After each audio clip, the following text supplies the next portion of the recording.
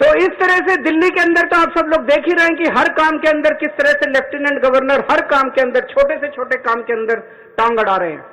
और तीसरा तरीका है ईडी। यह अब इनका एक नया हथियार आ गया, ईडी।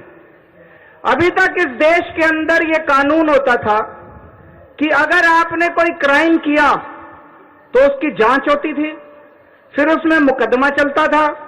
मुकदमे में तय होता था कि कौन कौन दोषी है, कौन कौन निर्दोष है। जो दोषी है उसको सजा मिलती थी, वो जेल जाता था। मुकदमे के बाद, मुकदमा खत्म होने के बाद आदमी जेल जाता था जिसको दोषी माना जाता था। अब अब तय कर लेते हैं कि इसको जेल भेजना है, तो उसको पकड़ लेते हैं, उसको जेल में डाल देते हैं। फिर सोचते हैं अब इस पे क्या मुकदमा करें, इस पे क्या केस बनाएं। फिर ये केस बनाते हैं और केस बनाने के बाद फिर वो तब तक जेल में रहता है जब तक कि मुकदमा पूरा ना हो जाए और वो निर्दोष साबित ना हो जाए। हमारे देश के अंदर 15-15 साल लग जाते हैं मुकदमे पूरे होने में। तो 15-15 साल किसी को भी पकड़ के जेल, यह भी पीएमएलए जो कानून लेके आए उसमें लिखा है कि जब तक उस आदमी को, किसी को भी पकड़ के जेल में डाल दो और जब तक उस आदमी का मुकदमा पूरा नहीं हो जाता, वो निर्दोष साबित नहीं हो जाता, तब तक वो जेल से बाहर नहीं आएगा। ये तो बहुत खतरनाक है।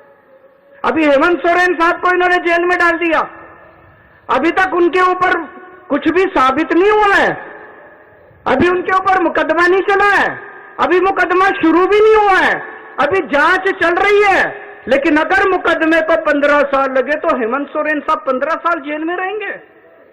और ये तो किसी को भी कर दें, कल मुझे पकड़ के जेल में डाल देंगे, विजयन साहब को पकड़ के जेल में डाल देंगे, स्टेलिन साहब को पकड़ के जेल में डाल देंगे, सीतारमैया साहब को पकड़ के जेल में डाल देंगे, सुखविंदर जी को, किसी भी को भी पकड़ के जेल में डाल देंगे और सरकार गिरा देंगे।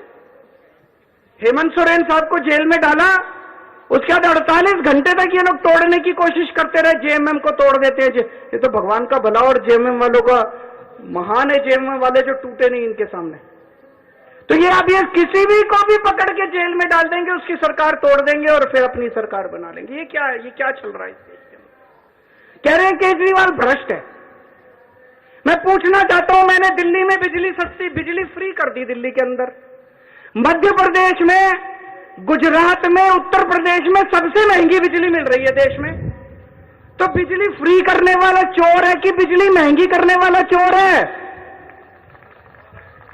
दिल्ली में मैंने सबका इलाज मुफ्त कर दिया, चाहे गरीब हो चाहे अमीर हो, सरकारी अस्पताल में चले जाओ, सबका दवा दारू सब फ्री। मध्य प्रदेश में, गुजरात में, उत्तर प्रदेश में चले जाओ, इतना महंगा इलाज, सरकारी अस्पतालों का बेड़ा गर्क कर दिया इन लोगों को। मैं पूछ रहा हूं, लोगों का इलाज फ्री करने वाला चोर है कि लोगों का इलाज महंगा करने वाला चोर है? किसी को भी पकड़ के चोर चोर चोर चोर चिल्लाना चालू कर देते हैं लोग। तो दोस्तों, देश का बहुत बुरा हाल है।